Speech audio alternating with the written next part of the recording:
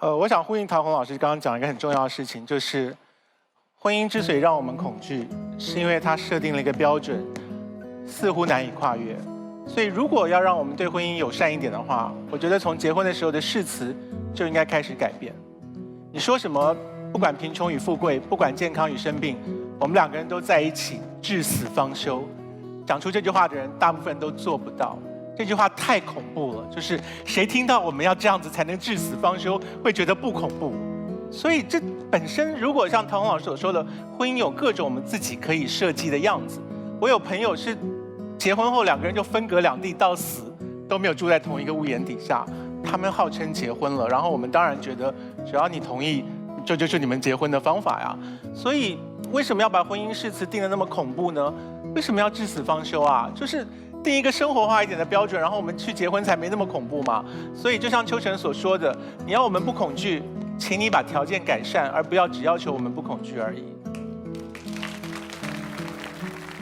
康永哥，帮我们设计一个婚姻誓词，我们有些什么要素是咱们在这儿可以一块儿讨论一下的？我觉得你唯一应该要迈向婚姻的最重要的原因，就是你要说，我珍惜此刻，然后我因为对于此刻的珍惜，我希望我们有一个值得珍惜的未来，这是结婚的唯一的原因。差不多了，我结婚时候好像说的就是这句话。不过确实啊，结婚的时候我们会说白头偕老，对吧？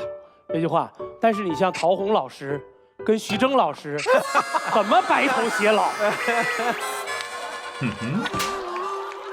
不是我不是这个说话不吉利哈，我就是觉得它是一个客观存在啊。怎么白头偕老？黑头发都没有了。所以你觉得对你们的婚姻最好的祝福是什么呢？照亮彼此。那你这就是咒我了。我有一种岌岌可危的感觉。今天整个这场辩论当中，正方就是用了恐惧这个观点。康永哥，你生活当中有什么真正让你恐惧的事儿吗？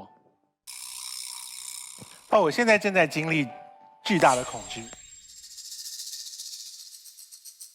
我相信今天初次见面的陶老师看不出来，因为我没有把那恐惧放在外面。我不觉得那个是一件需要放在外面的事情。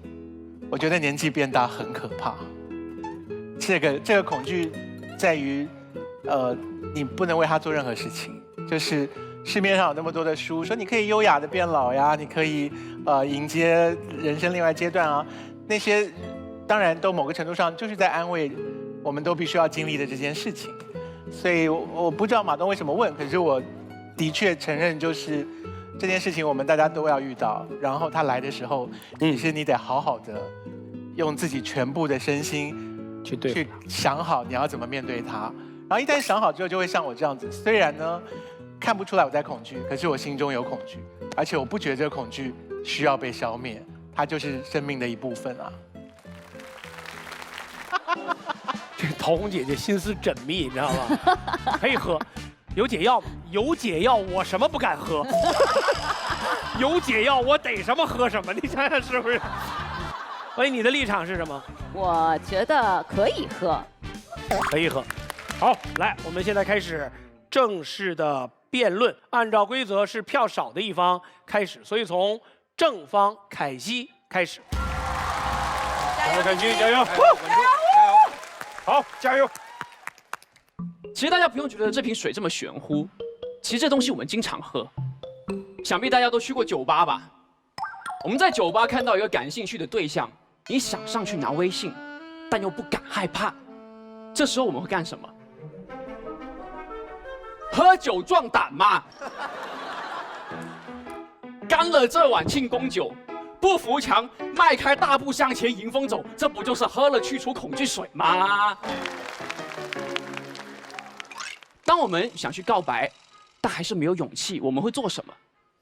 我们会拉来一群朋友，彻夜长谈，让他们给我们加油鼓励。这时候，我们这群为我们打气的朋友，他们也是我们的去除恐惧水。可见，无论是喝酒还是朋友，喝这些去除恐惧水，在我们日常的生活当中，根本就不是需要犹豫的事情。我很理解对方为什么会不想喝，也很理解大家的心情。大家可能会觉得，我喝了这瓶水，就等于我要结婚了。根本不是这样。这瓶既不是盲目结婚水，也不是什么赶紧结婚水。我们喝完它之后会得到什么？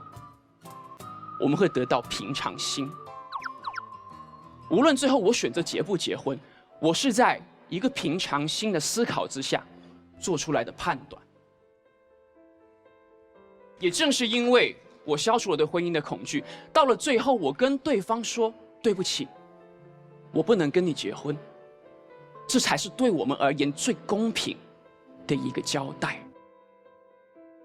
不敢和不想从来都不是划等号的。我们之所以鼓励大家要去喝这个东西，不是说叫你赶紧去做一个决定，而是希望我们大家在面对我们害怕甚至是恐惧的事情的时候，我们有看到更多可能性的权利。如果世界上真的有这瓶水，我一定会喝。我想让自己变得更理性，剩下的就交给那个更好的我去做决定吧。谢谢。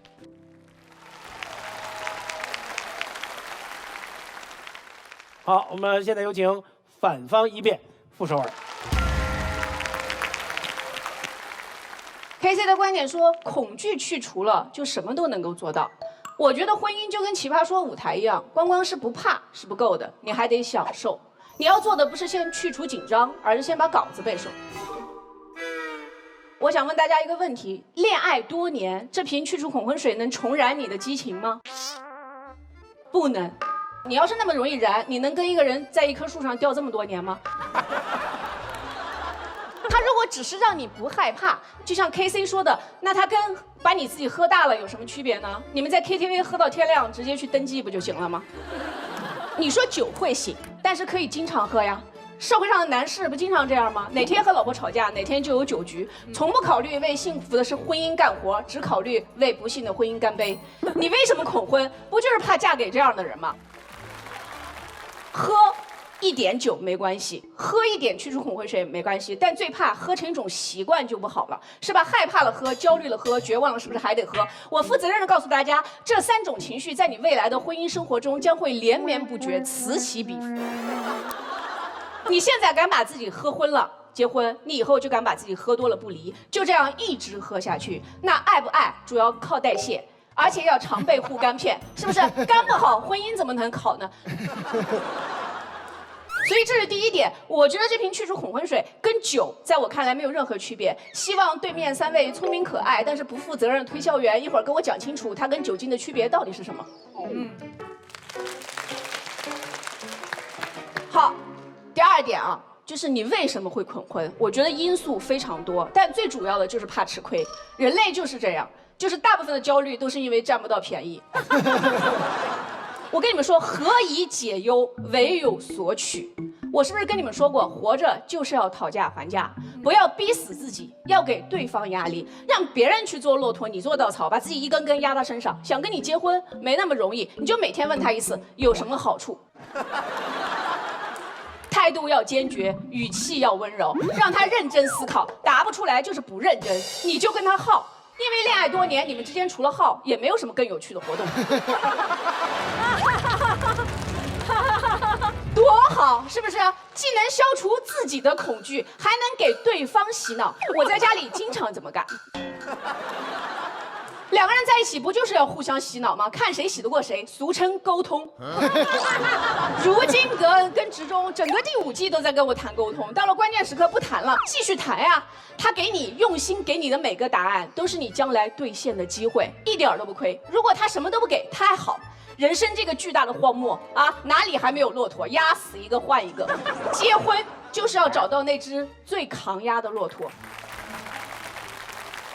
第3，我们回到这一题的题眼，我觉得题眼不是恐婚，而是恋爱多年。你知道我看到这4个字，脑海里就出现一条风干的咸鱼，挂在一棵老树上晃悠晃悠，翻白眼。爱情里不怕你有病，就怕你冷静。所以大部分的婚都是头婚的时候结，因为呢，大家都冷静以后，就谁都不想接。那你喝这个去除恐婚水，不是更冷静吗？空洞的眼神啊，扬扬脖子，耸耸肩，接就接。你把气氛搞得这么悲壮，视死如归的，万念俱灰的，你是结婚呀还是殉情呢？所以我觉得我们今天面对这瓶去除恐婚水，要考虑的是结不结婚吗？不是，你要考虑的是怎么优雅地处理一条咸鱼。这条咸鱼就是被时间放凉的我们的爱情。你要思考的是这条咸鱼，你是生吞下去，还是回锅翻炒？是继续挂着，还是拿去喂猫？我告诉你们，回锅翻炒是爱，它代表虽然时间给我们降了温，但是我有的是办法让它热起来。继续挂着是爱，它代表我虽然不想跟你结婚，但是想跟你谈一辈子恋爱。拿去喂猫也是爱，它代表我虽然不知道怎么去爱你了，但是我愿意成全别人去爱你。但是我跟你们说，生吞下去不是爱，它只是代表我累了，累到连说一句我好害怕的力气都没有，所以才用麻醉自己的方式跟你结这个婚。可是婚姻绝不是今天咽下去，明天吐出来，而是在以后的日子里，每一天都面对这条快要凉掉的咸鱼，想尽办法让它变温暖。婚姻里需要的从来不是一个木偶的勇气，而是一个厨娘的热情。今天这一题是比 yes or no 要复杂得多的选择题。你们发现没有？不喝这瓶去除恐婚水，你所做的任何决定都是爱；喝了这瓶去除恐婚水，你做的那个唯一的自以为是的决定，它不是爱。谢谢大家。啊，可以。现在目前是反方多了8票。我想问一下，现场已婚的劳驾举手。啊，行，极少数，祝贺你们。所以结了婚的人不看《奇葩说》是吗？不是，是看了都离了。我们请凯西和那个首尔准备开杠，但是我发现你们双方本来都是一个个生龙活虎的人，怎么突然之间就开始循循善诱了呢？好，来，双方开辩。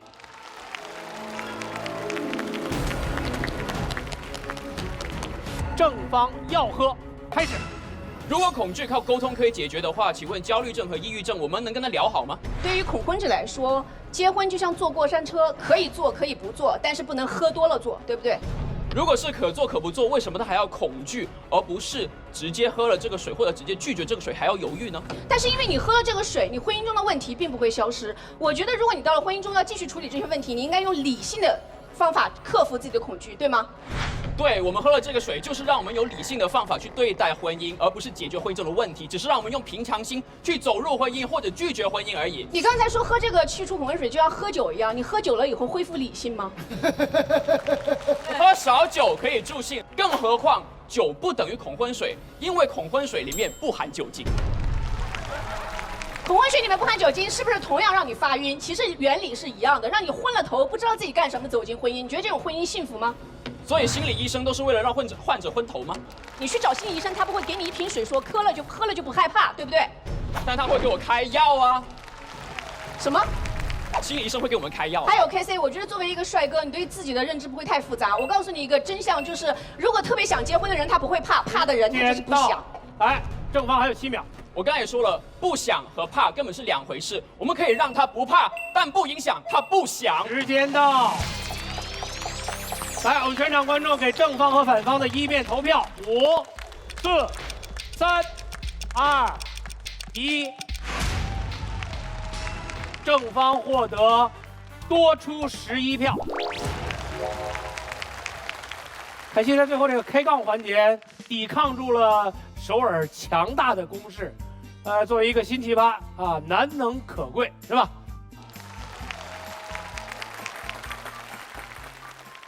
来，正方2辩，颜如晶。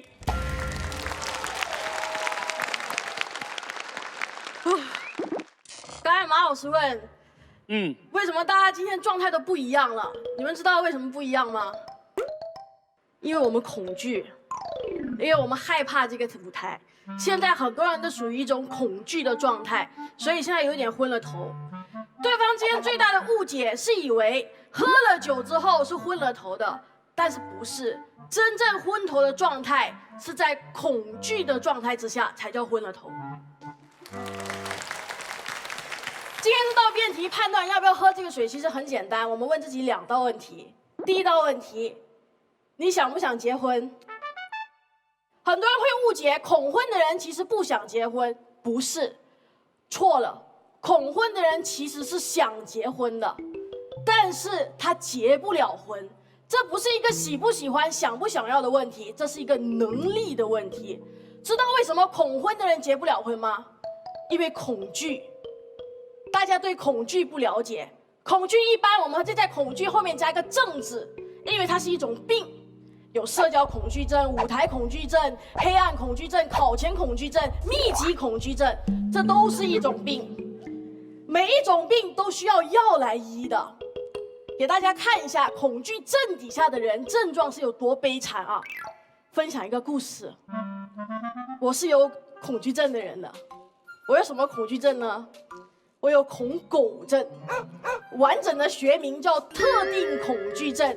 因为他觉得狗这个族群就叫一个特定的族群，特定恐惧症，就是任何一条狗，不管你是哈士奇、是腊肠、是黄金猎犬、吉娃娃，大的小的，只要任何一条狗在方圆1公里之内，我就能听到它的狗步声，这时候我就要逃了。怕狗跟讨厌狗是2个概念哦。讨厌狗是什么？是我想打这条狗，讨厌它。怕狗是什么？是我觉得这条狗随时会打我，我很害怕。你懂吗？这叫真正的恐惧。当时我恐惧的时候，你知道我在英国留学，你们知道英国的狗是可以坐公交车的吗？哇，对我来说是灾难，因为我从此以后不能再坐公交车了，我太怕了。英国的狗在公园是可以自由奔跑的。我就没有再奔跑过了，所以就对，我拒绝去任何狗会出现的场合，太过害怕了。我这种怕狗的都算少了，我有个朋友怕鸟，你知道吗？就怕鸟，他怕的程度是只要看到一张鸟的照片，他都会吓到，就是刷视频一个孔雀出来了，手机不要了，这就叫真正的恐惧。这种恐惧对我们生活带来极大的困扰，但是我们没有办法，没有解决的办法，所以我们才说有这种药能解决我的问题。最想喝的人是谁？是那些当事人有恐惧症的人。恐惧还有另外一个特色，是它没有理由的。你问我为什么怕狗？狗用绳子拴住了不咬你，你怕不怕？怕。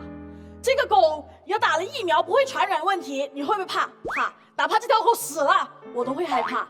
因为恐惧最大特色是没有理由，而没有理由的时候就没法沟通。守儿姐，没法沟通。你刚才不是问我们为什么不说沟通了吗？因为没有办法，恐惧没有理由。恐婚的人也一样，他一想到要结婚，我跟你说不用怕，不用怕，我有车有房，不用你，他还是怕。不用怕，不用怕，我父母不会对你有任何干涉，他还是怕。你说不用怕，我是真心爱你，他依然害怕。恐婚的人是觉得自己走向了一个隧道，他的人生是黑暗的，这是什么鬼？什么都不知道，这只是一种感觉。所以没有理由、没有沟通的时候，我们能做的是什么？就只能喝药了。所以今天消除恐惧水这个药，如果能发明，它是跟秃头药一样的，每个当事人都想解决，旁边的人毫无反应。所以你问我最想喝这个水的人是谁？当然不是你们，你们没有这个恐惧症，是所有有恐惧症的人。第二点，我们再问第2道问题。你爱不爱他？这道题除了有恐惧症的那个人，他还有一个隐形的主角，就是那个陪伴你多年、和你交往多年、等待和你结婚那个爱你的人。我有恐狗症，但是这个症只会困扰我一个人，但是恐婚症困扰的不是一个人，它会困扰那个爱你的人。我有病，我可以说我不喝药，但是我的病会伤害到我爱的人的时候，我没有想到任何一个可以拒绝这个药的理由。漂亮，漂亮。如果只是小心是一个好处，如果我们谨慎也是一个好处，稍微的害怕也是一个好处，但是当进入到恐惧状态的时候，那是一个不合理的现象。这时候我们要做的是求救。所以这道问题问我们的是：为了我爱的人，我愿不愿意求救？为了我爱的人，我喝了这个水，代表我不是真心吗？为了我爱的人，我喝了这杯水，代表我昏了头吗？我看过一部电影，里面有个主角，他有严重的躁郁症，但是他是一个老派作家，他不愿意吃药，他觉得吃药太丢脸了。直到有一天，他遇到一个女孩，他生平第一次乖乖的吃药。他对这个女孩说的第一句话是：为了你，我想成为更好的人。这个老作家愿意承认我有病，我需要吃药，为了爱，他选择吃药。那我问大家，吃药是爱，还是不吃药是爱？所以如果再次真的有这一瓶水，我想结婚，我爱他，为了你，我想成为更好的人，这水我喝，谢谢。好。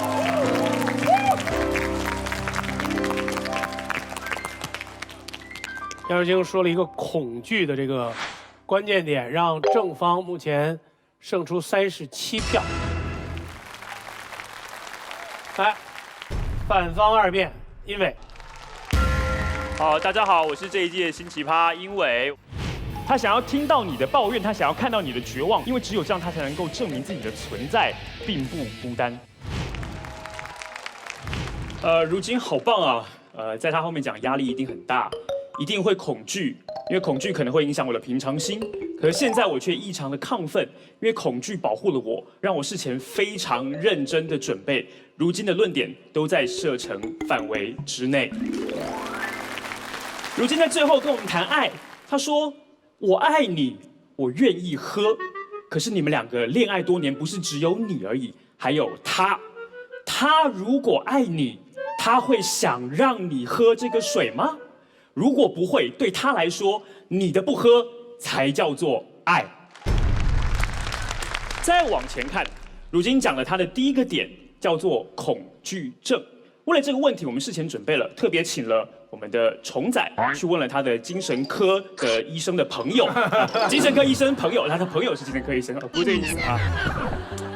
他问了，有没有一种叫做恐婚症的病？你常听到对不对？可是世界上有没有一种叫恐婚症的病？没有，恐婚不是恐惧症，所以这两种恐惧是要切分开来看的。谁会说恐婚是叫做恐婚症？是那种认为只有结婚叫做正常，不结婚就叫做异类，叫做异常的那些人，他们使得社会上一些人被建构成了弱势，不能像对方这样看问题。我们回来，我本人啊有一个太太啊，不然是几个人哈，2个女儿啊，我住在女生宿舍。我特别想要从女性的观点切入来讨论这个题目。女性的恐婚，基本上是对社会结构不平等的一种回应，它有理有据，而且是一种保护机制、提醒机制。如果你硬要他去喝这个去除恐婚水的话呢，事实上就是要他去除他对婚姻、对家庭、对结构的那一种清醒的自由。我们随便举几个简单例子来说明女性所面对到的这些婚姻当中的压力及其带来的恐惧，这个不平等。比如说路边看到小朋友，你会问他：“你妈妈呢？”职场看到成功的女性，你会问她说：“你是如何兼顾事业与家庭？”这些问题的背后隐藏着什么？是千百年来女性结构性的泪水，因为她被预设了家庭的责任就是她的责任。而你看见这件事情之后，你感到一点恐惧、一点小心、一点距离、一点警醒，然后这难道不是一个最合理的反应吗？这时候偏偏有人站出来告诉你，不对，你应该要去喝去除恐婚水，去除这一种警醒。凭什么？说好的自由呢？恐惧就是这么样一种保护的机制，它是一种提醒的机制，让你向内看，去判断你内心的价值排序，你心中对爱的程度以及对自由的界限，让你向外看，在历史的长河里面看到这个结构，过去有过你的妈妈、你的妈妈的妈妈、你的妈妈的妈妈的妈妈，他们都面临过一样的结构性的难题。而只有看清楚这件事情，你才能够做出最清醒而自由的选择。所以最后，我想要跟大家一起把视角稍微调换过来。今天如果你是那一个恐婚的女性，而我是你身边的人，我会告诉你，这个恐惧很珍贵，因为恐惧的背后是你对束缚的挣扎，以及对自由的渴望。而那一个在人世间行走、自由自在、敢爱敢恨的你，不就是我一开始爱上的那一个你吗？一样的，在当代的恋爱关系当中，你恋爱多年，你们常常是有福同享、一起快乐的伴侣，但是已经很少有机会有难同当了。你们每一个人、每一个你都活得如此独立而精彩，很多时候你就算心里不舍，也没有机会表达与沟通。但是现在你要面对你心里最深层的恐惧了，我会希望这是一个契机，让我有机会可以跟你一起有难同当，给我一个倾听你以及理解你的机会。谢谢。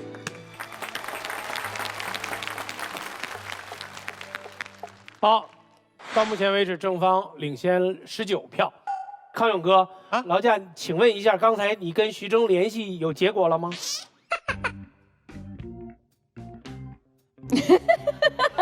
我认为导演大人行程一定很忙，就算是过了2天才想起来要回，也是理所当然的事情。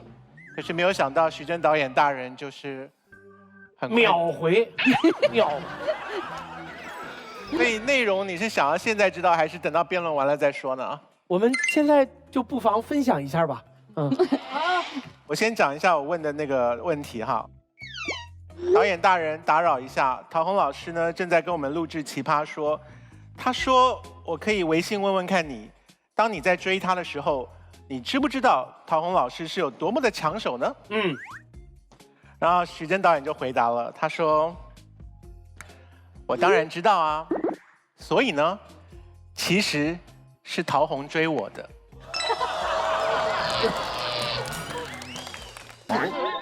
这真的是相当于自杀，我。即便真的是这样，也不能传到外面去啊，对不对？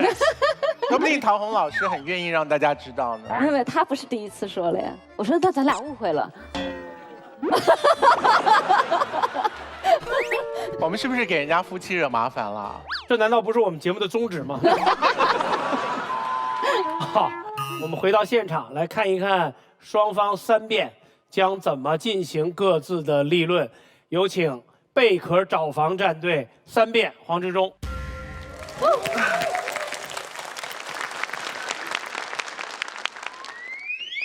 这个题目在讨论什么？这个题目在讨论结婚吗？这个题目在讨论结婚。对方说没有恐婚症这件事情，其实我是同意的，因为它是个俗称。如果我们愿意聊的话，我们可以聊另外一样东西，叫做亲密关系恐惧。你知道这个题目很有趣，很多人在亲密关系当中不愿意走到最后一段，是因为他会害怕失去。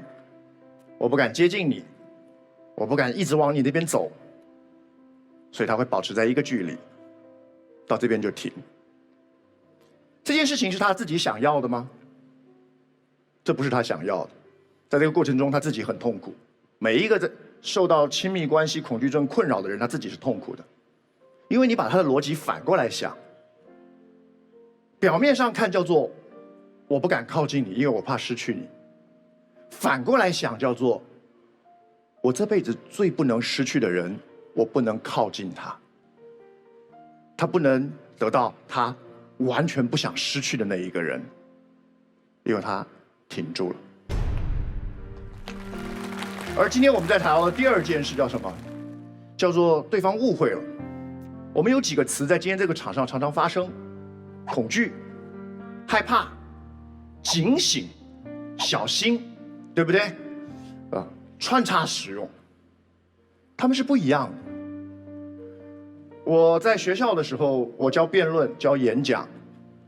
在教演讲的时候，我观察过很多同学，我可以分得出恐惧跟担心的差别在哪里。你要知道，我们遇到问题、遇到难关，担心是很正常的。担心是一个很好的行为，它带来的礼物叫做你会变得更小心、更谨慎。如果今天你要上台了，你脑子里头想的是我该说什么，我该怎么表现得更好，这叫担心，这对你是有帮助的。你有没有看过一个恐惧的同学，他是怎么想的？他在想的是，老师我真的不行，我不行，不要，这真的不要，真的不要，不行。那时候他不是在担心了，那时候他脑袋里一片空白，那时候他心跳加速，一想起就会反胃。担心让你思考的更多，可是恐惧是担心过了头，恐惧让你停止思考。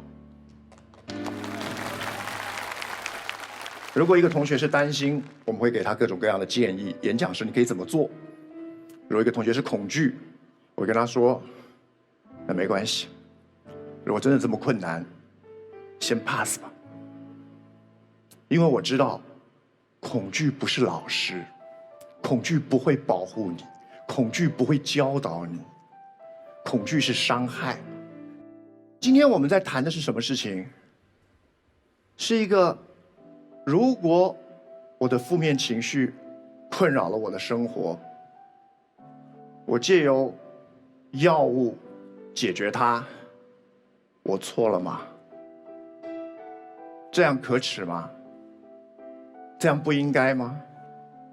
很多人会以为喝了药，感觉好像我被操控了，失去了理智。错，你在恐惧的那一刻就失去了理智，不是药物操控了你，是恐惧操控了你。这个药是让你脱离操控的药，你懂吗？当你不再恐惧之后，你才能够认真的去判断事情。该不该结婚的时候，不是在恐惧的情况下来做判断的；该不该做一件事情的时候，该不该上台的时候，不是在恐惧的时候做判断。你把它先拿开，然后，我现在可以认真想事情了，这才是你要的。所以你知道这个辩题很有趣，人在投票的时候很有趣。我们为什么那么少人会想要喝？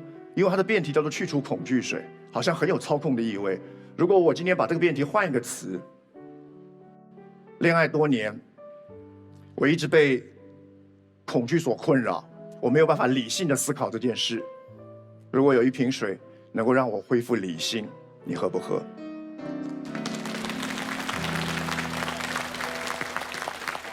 我举一个最后的例子，我们出门我们会穿鞋。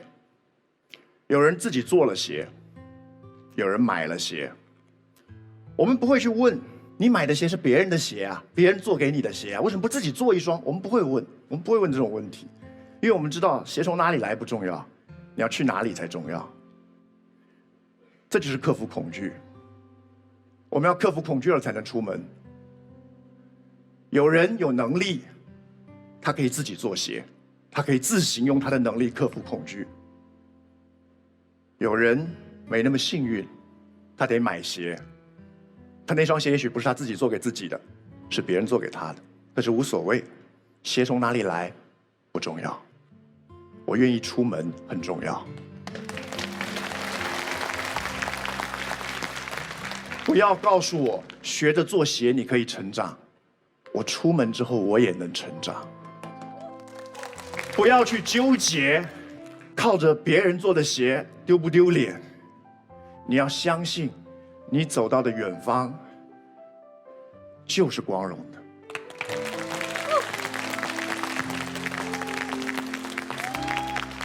好，之中之后，目前正方有19票进账，来，反方3辩，秋晨，哎，加油！我内心深处有个声音就在不停地对我说：“你要扛住，扛住，扛住，扛住，扛住。”那个时候已经不是胜负了，那个时候我是觉得我们对，必须。然后把我们对真的想说的话说出来。天哪！大家不如回忆一下当时为什么按了我方这么多票吧？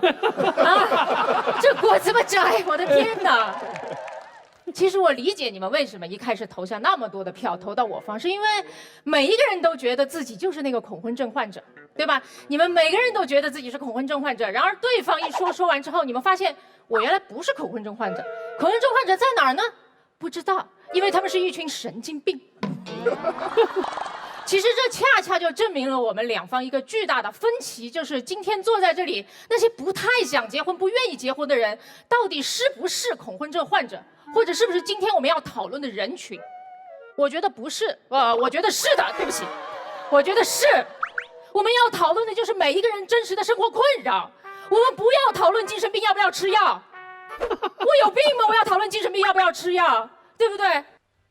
大家的这个转变也意味着一件非常重要的事情，那就是这个社会上对我们恐婚的情绪不闻不问，不愿意帮我们解决恐婚的问题，却只问我们能不能消化自己的情绪，这是不是甩锅？其实我觉得这道题目的设定非常的奇怪。你看，同样的两个人面对一段婚姻，一个非常渴望不断的暗示，一个心生恐惧，有一点排斥。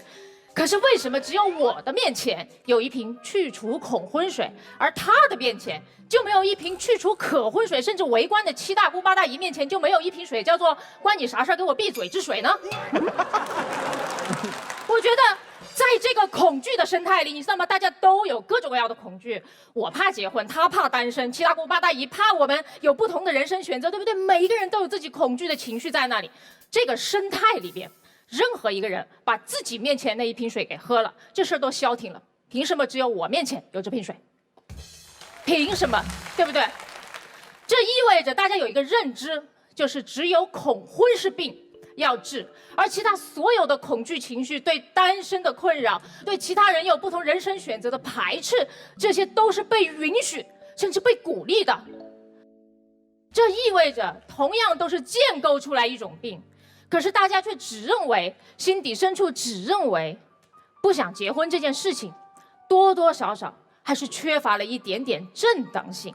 你想想，为一件正当的事情有情绪，会受到这么多指责吗？如今怕狗，可是不养狗，它如果不是一个事儿的话，那我怕狗也不需要被解决啊。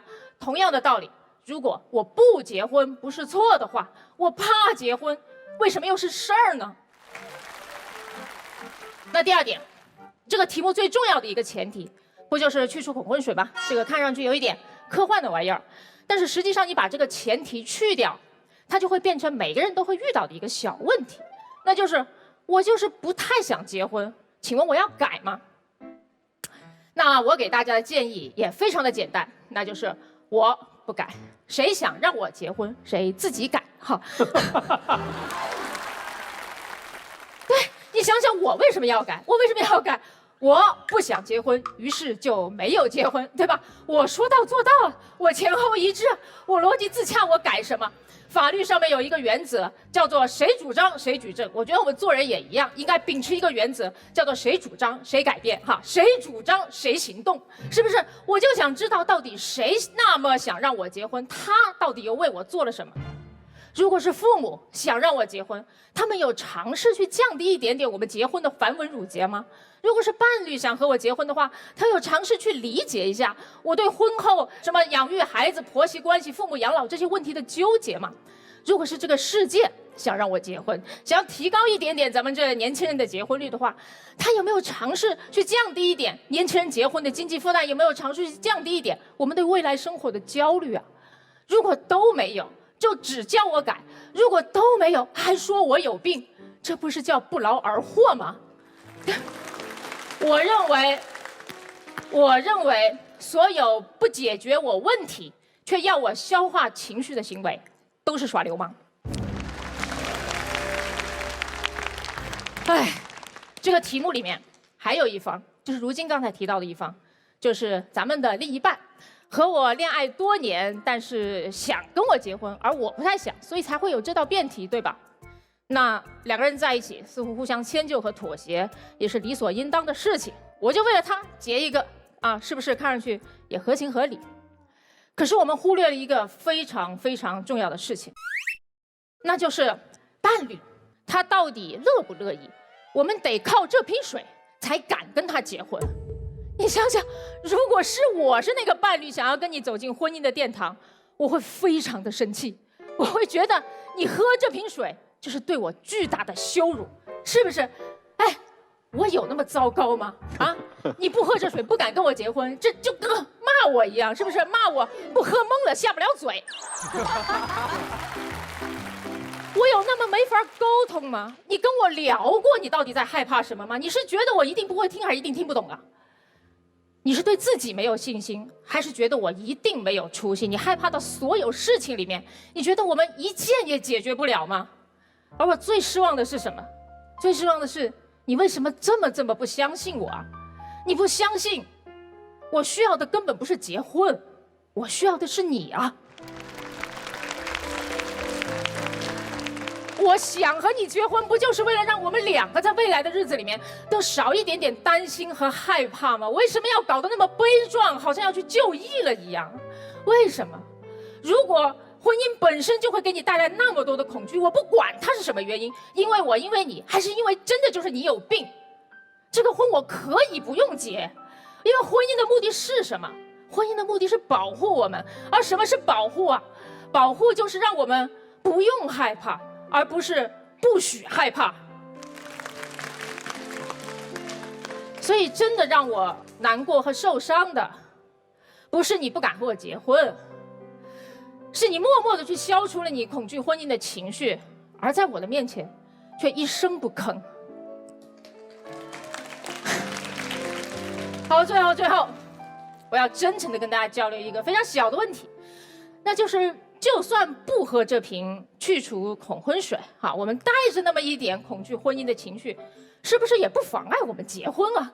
对不对？我有好多朋友，我37岁的人，好多朋友已经结婚了，恰恰是婚后才发现婚姻的可怕，而发现了之后，反正也没有离啊，对吧？所以我就觉得说，婚姻如此，人生也是一样，谁不是带着点小恐惧活在这个世界上面呢？而这些恐惧其实是一种提醒，提醒我们珍惜，也鞭策我们努力。我们每个人都会害怕的，我们每个人都怕这个舞台，你知道吗？我们怕输，怕垮，怕丢人。我怕开场的音乐听着就想拉肚子，很多人都怕马老师的木鱼听了就忘词儿，对不对？可是这是我们对这个舞台的敬畏啊。而婚姻也是一样，我们在婚姻内外一定会患得患失的，对不对？我会害怕自己失望，会害怕自己让你失望，那是因为我们对婚姻和爱这件事情多少还有一点点的期许，所以我不会告诉你无所畏惧是一件什么了不起的事情，因为无所畏惧的背后是无所谓而已。如果你真的爱一个人的话，应该是哪怕这辈子和你一起担惊受怕，我也愿意这一辈子都和你在一起。谢谢各位。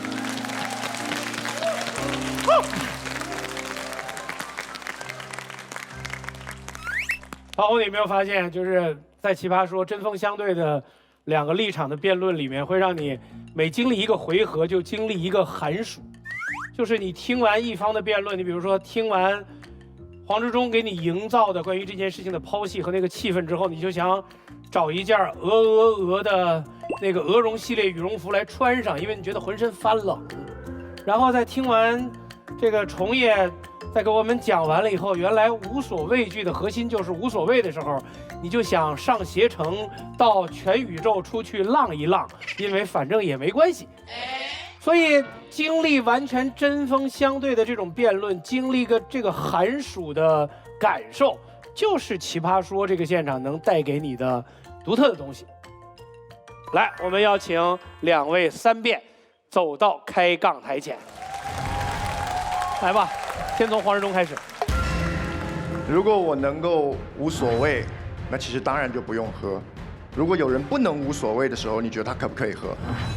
我觉得今天这道题目的意义就在于，当我们有情绪的时候，我们是先消灭了情绪再聊，还是我们先聊一聊情绪背后的原因？所有的情绪都是有原因的，好吗？为什么要消除了情绪？当然应该要先聊，我们也没有说你兜头就喝。聊完了之后，发觉我还是被困扰，无法解决的时候，我可不可以喝？我觉得这在今天的辩题里不存在。我认为我们真的不是要讨论有精神病的患者要不要吃了药然后去结婚，我觉得不存在。每个人心里害怕的情绪拿出来聊一聊，不要压抑自己。不存在，你的意思是说，所以任何人只要聊一聊，就都应该不害怕。如果害怕就是精神病，是这个意思吗？我说的不存在，不是恐惧症的不存在，而是在今天这道特定的辩题里面，恐婚症明明就是一种被发明出来的疾病，很多人不愿意聆听年轻人为什么不愿意结婚，就发明了一种病叫恐婚症，还逼你吃药，为什么要宠他们？所以您的意思是指，在今天这道题当中，我们只讨论那些聊一聊之后就不会害怕的人，他们该不该喝，这个意思吗？我认为大多数人在面对婚姻的时候，他们有真实的原因去害怕，而不是简单的因为神经病。聊完了还是怕，可不可以喝？我需要回答。好，我们有5秒时间来投票，5、4、3、2、1，反方获得38票的跑票。哇，秋晨他们搞不好能赢哎！同业获得1杠。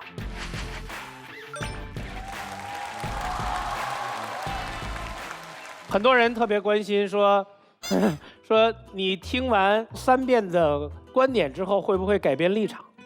我之所以觉得可以喝，是因为我基于我觉得人生是一种体验。如果你想体验一下没有恐惧的面对婚姻的话，你当然可以喝。教授，你有没有改变自己的立场的余地？如果有解药可能喝哈。你说为了体验嘛，是吧？体验呢，体验完了你要回去。机会啊，对。双方开杠完成之后，总跑票数反方多1票。好，江小白战队秋晨结辩。好，谢谢。其实今天和对方的分野就非常清楚了，就是对方尝试把所有的问题都归结到情绪问题。我承认这个世界上有好少一部分的人确实有这样的问题。可是我觉得今天这道题目之所以要有意义，就是在于当我们有真实的困扰导致我们排斥进入一段婚姻的时候，你是要先听一听我到底在困扰什么，还是先给我扣一个帽子说你有恐婚症，然后你再喝上这瓶药水？你知道吗？在生活当中，我特别讨厌一种人，就是动不动就拿你有情绪问题，然后来堵塞2人沟通的契机。好多时候我生气了，我觉得你这个事儿做的不对，你说你有情绪问题，等你冷静下来再讨论。我说我很愤怒，我很沮丧，你说等你冷静下来，我们再讨论这个问题。可是对不起，我觉得咱们这个世界上面没有无缘无故的情绪，每一种情绪都值得聆听，而不是被消灭。谢谢各位。每一种情绪都值得聆听，而不是被消灭。来，正方结辩。今天这道题，如果是恋爱多年你却恐惧，你该不该喝？那么虫仔所讲的就完全正确。我们不应该把你恐婚扣成别人的帽子。这道题说的是什么？我却恐惧，我该不该喝？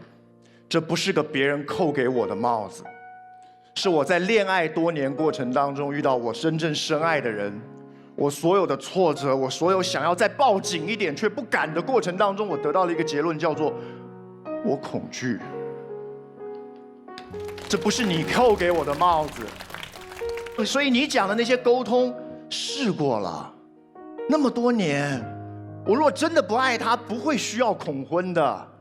他如果真的不爱我，我们也用不着谈恐婚。我恐惧。我能不能这样求助呢？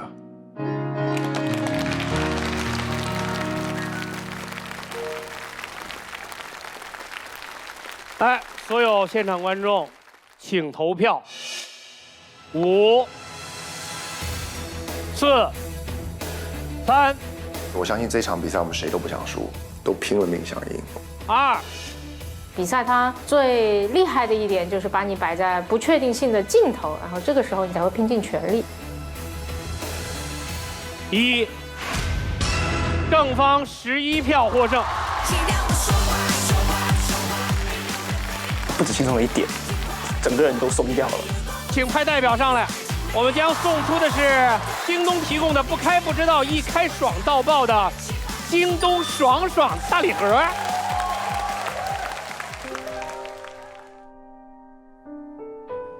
我觉得我这一季就是找不到状态，很着急，越着急越找不到。如果我表现好一些就好了。哎呀，就是有点遗憾，但是也没办法，这就是比赛。陶虹，你手里有1杠，你可以送给其中的一个人，你觉得应该送给谁？我特别的孤陋寡闻。我后来才知道，一般的大学里面都是有辩论队的，而且都经常会有这样的比赛。这让我一下开始怀疑人生，是不是当初上了一个假大学？而且我从小吧，上面有一个能说会道的姐姐，我那时候只要一张嘴，他们听了2分钟以后就说好，不会说别说了。所以我就在成长的过程中一直不太敢张嘴，然后更是不太敢跟人争论。最重要的是，我从来不跟人吵架，我老觉得自己也吵不赢。一旦吵架，我就开始恐惧上来了。所以这个，我看到你们在争论的时候，我真是佩服得五体投地。我觉得你们真的是在这样紧张高压的状态下，思路这么的清晰，然后口齿这样的伶俐，然后自己的那个论点从来都不乱，真的是太让人敬佩了。在这么多的人里面，我觉得有一个人扛的压力可能是最大的，就是秋晨。对，所以我想把他给秋晨，因为我觉得他最后真的是火力十足。谢谢。谢唐老师。在整个的辩论过程当中啊，其实，双方导师都暗中较劲很长时间。我们要听听罗振宇老师作为正方，还有什么要补充今天正方观点？那个虽然忝为导师哈，实际上我在我们的讨论群里主要是给他们负责发红包，去除他们的恐惧。对，我在看他们的讨论的时候，其实我在想什么，就是作为一个辩论题，尤其是这种脑洞题，他在问什么？他在问我们要不要向那些外部的、充满了不确定的，我担心他会操控我们的解决方案去求助。王阳明有一句著名的话，叫“破山中贼易，破心中贼难”。为什么？因为你心中的那个，甭管是恐惧、沮丧等等，它是跟你一体的。这种纠结，你靠自己的力量是根本出不来的。咱别说恐惧，我们说你现在请不要在自己的脑子中想象一个马东，你做得到吗？就这种困境是内化于你的，你怎么摆脱？你不向外求助怎么办？电脑里有病毒，你让它自己好，自己沟通，杀毒啊！就这么简单啊！所以本题考教的是什么？是我们在什么样的情况下分辨清楚我们要不要向外求助的这样的一个边界。我平时在工作中，我们有一些同事，我说你这没干好啊，他说是啊，但是我想尽了所有的办法呀，就在我的工位对面。我说你再想想，你想尽了所有的办法吗？啊，真的，我所有办法都想了，我还是做不好啊。我说我就坐你对面，你为什么不向我求助啊？求助是我们经常解决问题的最好的办法，但是我们经常把它忘掉，因为我们老觉得那是一个外在于我的且不确定的解决方案，就像恐婚水。爱因斯坦有一句话，叫“问题不可能由产生这个问题的思维方式来解决”。求助了，这就是这个题我们要坚决站在正方的原因。谢谢。蛋总需要向他求助吗？该我说了是吧？对对对。我其实开始没有准备太多论点，那听着听着我的论点就越来越多。你们这个太过分了，从 KC 开始就把婚姻、害怕结婚等同于抑郁症，然后到了如今就成了恐惧症，到了罗老师这儿成了电脑病毒。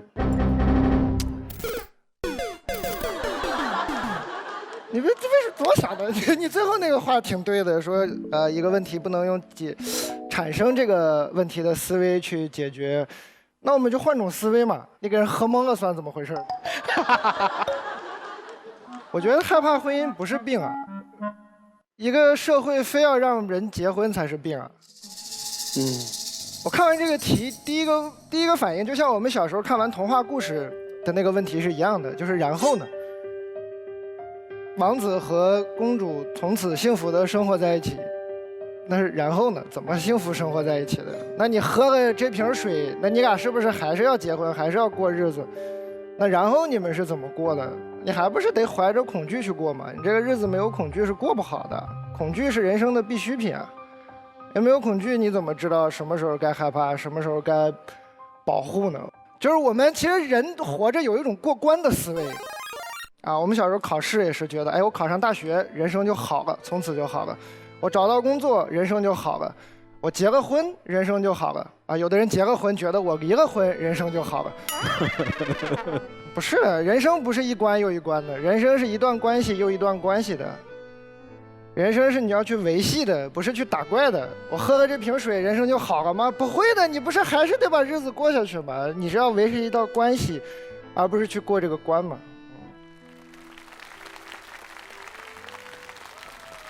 该我说吗？当然，结婚到今天为止还是一件喜事儿，所以为什么还要恐婚呢？可见恐婚是最近才开始的一种现象。我们要问人为什么现在开始恐惧？上一季奇葩说我曾经说过，结婚其实就是办企业。那如果不结婚的话呢，就是做个体户。那么结婚还是不结婚，相当于你想当做企业还是做个体户，这是两个选择。经济学家科斯在1937年的时候写过一篇著名的论文，后来他凭着这篇论文拿诺贝尔奖的，叫《企业的性质》。他问一个问题说：人什么时候要放弃自己在市场上面的自由，跑到企业里面去？听从企业里面的规则，什么时候出来单干，在市场里面能够自由灵活？他说看哪一种生活方式，哪一种组织形式更有效，成本更低。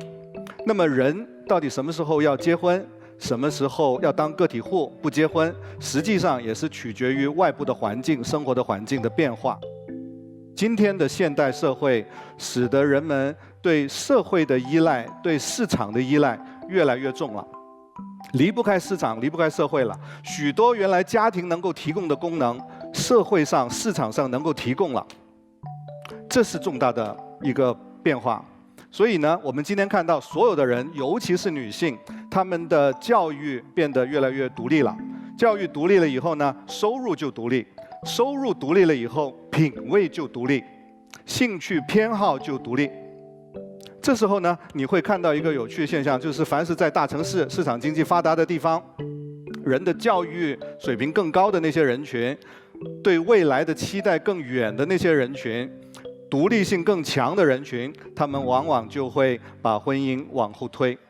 这是一种理智的选择。你想想看，过去的人10几岁就结婚，寿命是50来岁，所以婚内的时间大概是20、30年。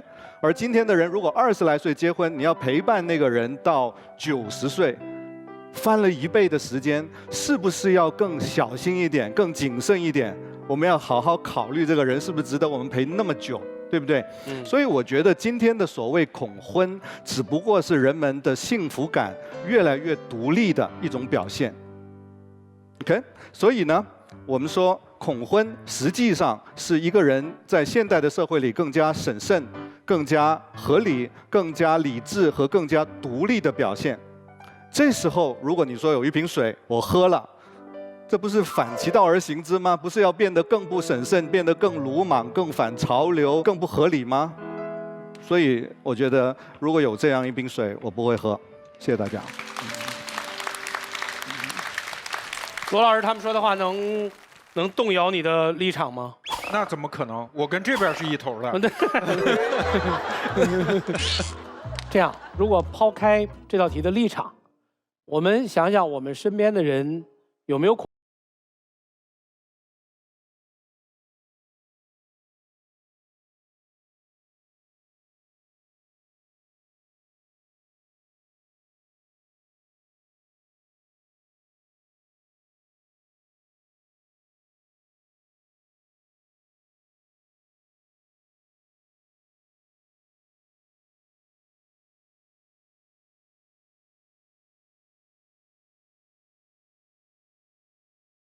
愿意透露姓名的总导演李楠楠，是一个恐婚症的患者，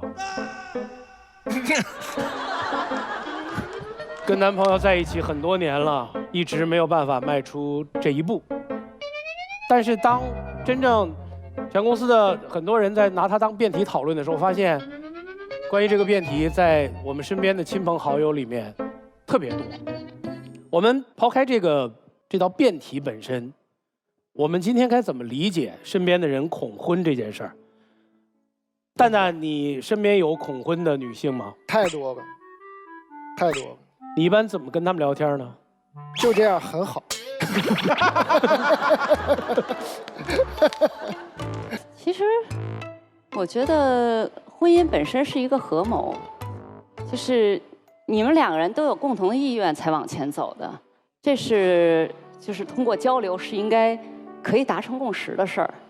那么还有另外一件事儿，就是婚姻一定是一个样子吗？就是我觉得之所以恐婚，是因为你认为的婚姻就是那个样子，你认为你必须符合那个标准，是不是这个标准是一个明确的、不可改变的呢？你可不可以和你的那一位创造一个新的标准呢？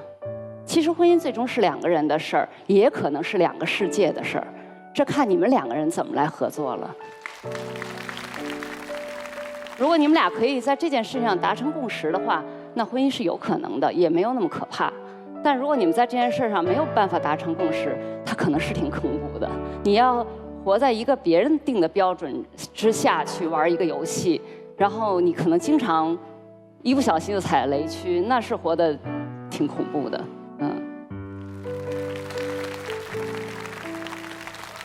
整个恐婚的话题的核心是这个社会氛围里有一种东西叫做应该，就是到了年纪你应该结婚，然后你对这个东西有所畏惧，又没有办法跟别人交流，然后它就变成了叫恐婚。但是往往更多思考的应该是应该那个词儿。怎么了，楚音老师 ？OK， 因为我看到现场这么多人都把结婚当做这个个人解放来讲啊，薛教授也讲了很多，我自己也是教授，我跟大家说句实在话。在个人主义的时代，我们每个人都以为自己很强大，所以你不需要结婚，对吧？过了50岁，你是另外一个想法。生了病以后，你需要有人帮的。45岁你失业了怎么办？要不要有人养你？65岁以后你进了养老院，没有孩子来看你，你知道护工会怎么虐待你吗？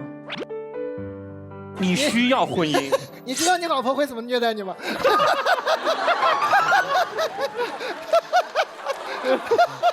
说的特别好，说的特别好。我们经常就这么觉得，找另外一半跟一个陌生人一样有风险，对吧？如果真的能遇到一个放心的人，你需要结婚。我自己结婚很长时间了，这是一个最不坏的选择。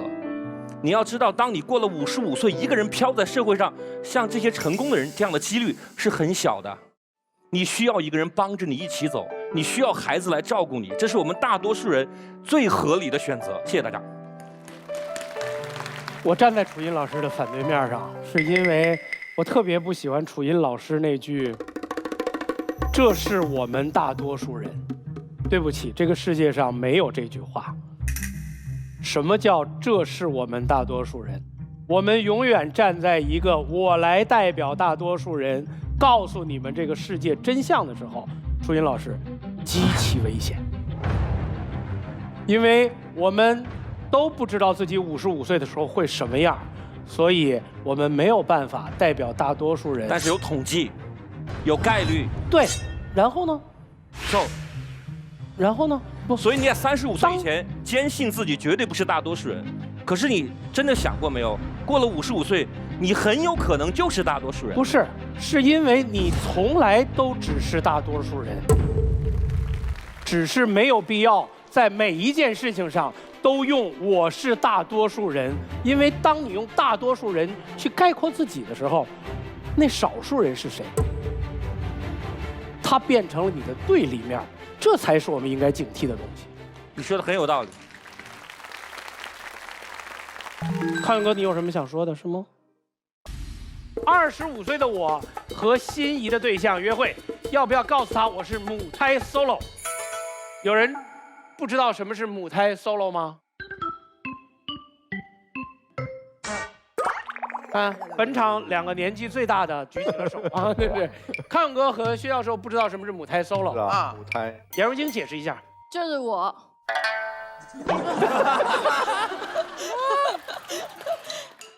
就是从母胎开始就是 solo， 所以叫母胎 solo。好的，来，剪刀石头布，石头剪刀布。凯西，你决定先说后说。那我后说吧。好，那颜如晶正方先开始。这是什么眼神啊？别嘴，觉得在猜拳就开始输了。今年的预兆不是很好。颜如晶是事先准备好了要后发制人的是吗？对。我最有信心，本来是猜拳这个环节。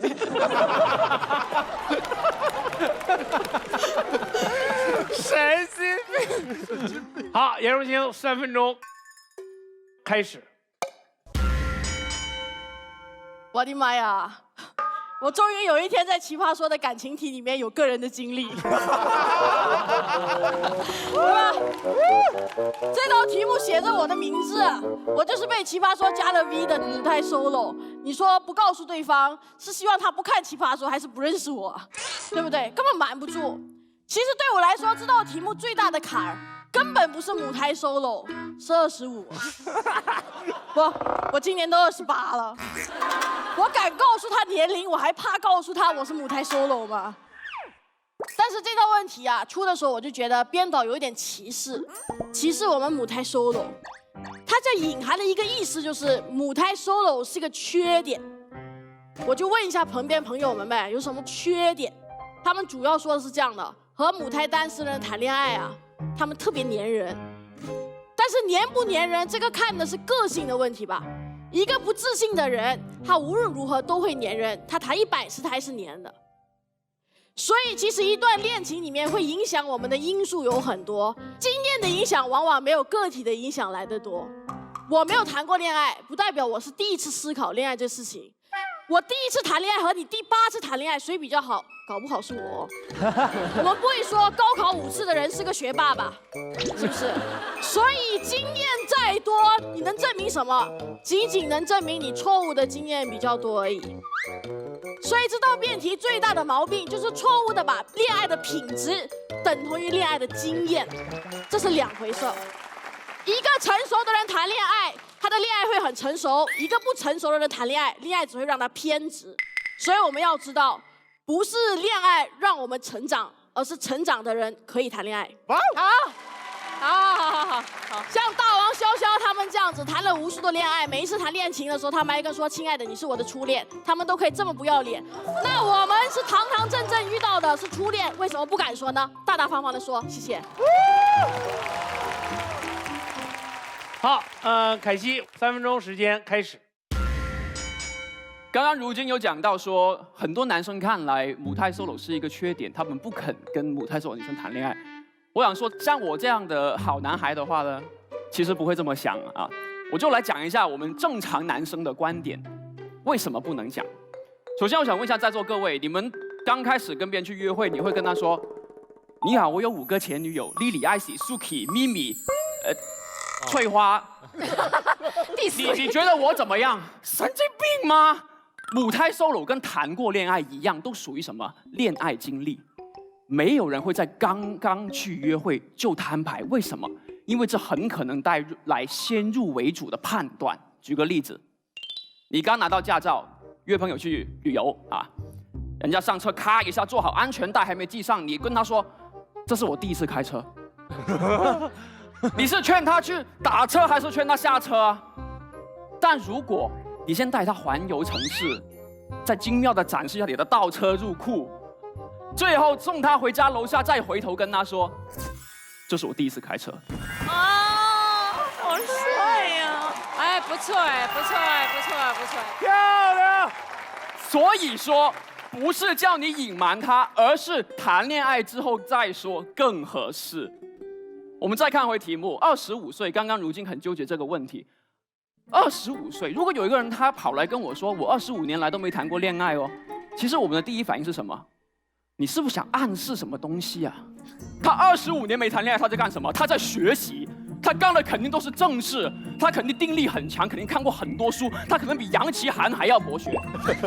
像他这么优秀的人，他对择偶的标准和要求肯定很高。你再看回我，25年除了谈恋爱，什么正事都没干过。真的很像他，这可爱。我都开始担心约会要带他去哪里了，该跟他聊什么，会不会显得我太幼稚？我没有说母胎 solo 是缺点，是我怕自己太肤浅啦。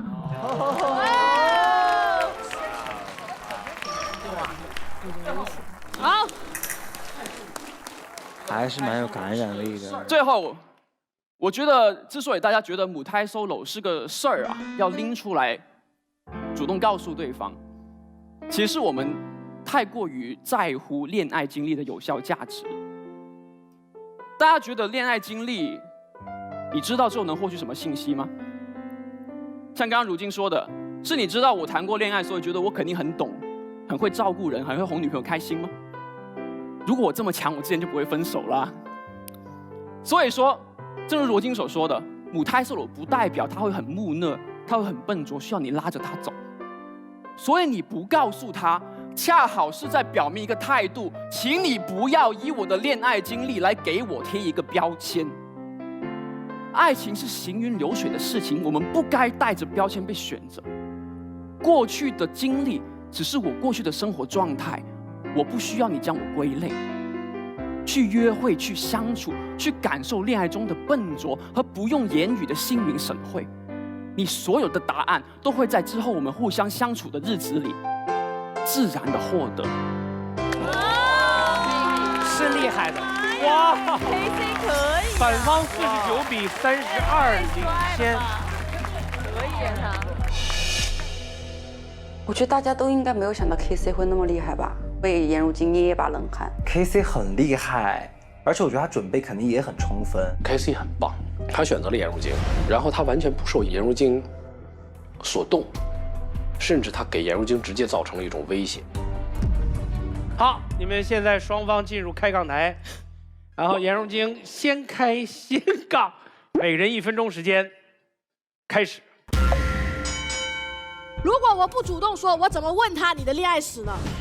那在一起之后再问他，他跟你有感情基础，他不是更好回答吗？所以为什么不能谈恋爱之后再说呢？你在怕什么？那这个约会到底要聊什么呢？什么东西都是恋爱后说会比较扎实一点啊。那难道我们每个人要把自己列成 Excel 表，作为一个资料去找对象，他全部打勾，我们才能一起谈恋爱吗？当然不是啊，但是母胎 solo 为什么会影响你这个 Excel 表的分数？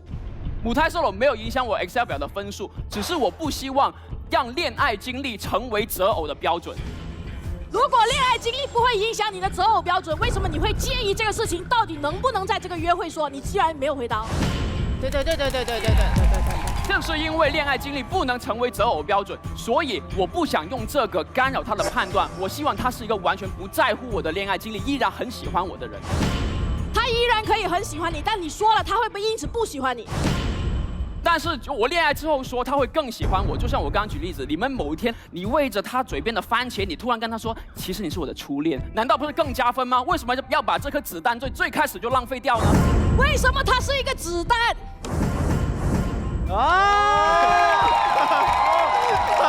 这是一个有点被震撼到了。对，我看出来他当时心情其实是很紧迫的，进攻很猛烈。这颗子弹是浪漫机会，是你直击他的人心，直击他心脏的一个功能。开机时间到。看，他从头到尾，最后还是觉得母胎 solo 其实是个子弹，所以他才不敢和不愿意在第一场约会的时候把它射出来，因为他觉得其实有危机和危险。他虽然包装的很好，说我们是暖男，我们是不会介意，但是他不敢说。他刚才逼我说要不要主动说，回答呢你也不敢主动回答。颜如晶时间到。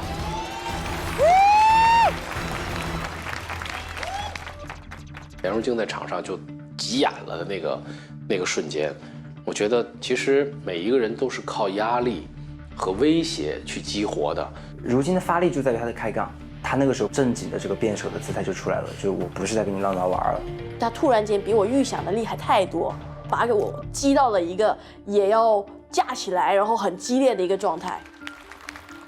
这是我第一次看到颜如晶带这么强的攻击性啊！好，现在的情况是58比31，现在还有双方的结辩时间，30秒时间开始。其实今天我跟如晶有一个共同的出发点，就是我们希望这段恋爱有一个好的开始，我们希望这是一段好的感情。为什么我一直强调说不要讲，不要讲？是因为在你说出口的那瞬间，你是期望得到你想要的反馈而已。这段感情还没开始，你已经在索求了。而一旦你索而不得，求而不得，它会成为你心里一个迈不过去的坎。做完之后，你们在一起再幸福，你想起当初他那个不那么好的回答的时候，他还是会膈应你。这还是你想要的好的感情吗？爱情永远没有完美的答案，也不会让你得到你想要的东西。爱情本身就是一场赌注，我们用的筹码叫时间。大胆去，放手拼，不用顾虑这么多，不用跟他讲，谢谢。颜如晶30秒。我为什么非要说？其实第一次真的很珍贵，而且母胎 solo 是个不可逆的事情。他真的是我第一次，他后来发现他介意了的时候，我没有办法改变，所以我非要说这是我的第一次。我希望他也珍惜我第一次。其实两个人相处是两个人的事情，我不需要认识这么多男性学习怎么跟男性相处，我只要学习怎么跟你相处就好了。哪怕我之前交了100个男朋友，他们不是你，哪怕你却去遍了全世界，你没有来过我家。所以这是我们两个第一次和对方谈恋爱，这是我们的第一次。如果是我真的有这场约会，我会告诉我的心仪对象，你好，我是颜如晶，这是我第一次谈恋爱，我是母胎 solo， 但是你也是第一次和我谈恋爱，你也是 solo， 放心，我们都是第一次，请多指教。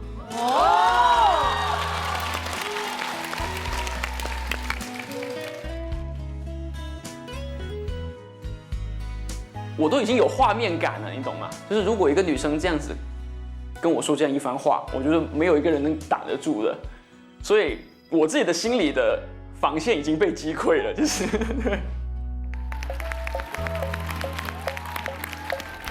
来，全场观众5秒钟投票，5、4、3、2、1，正方82票胜出颜如晶。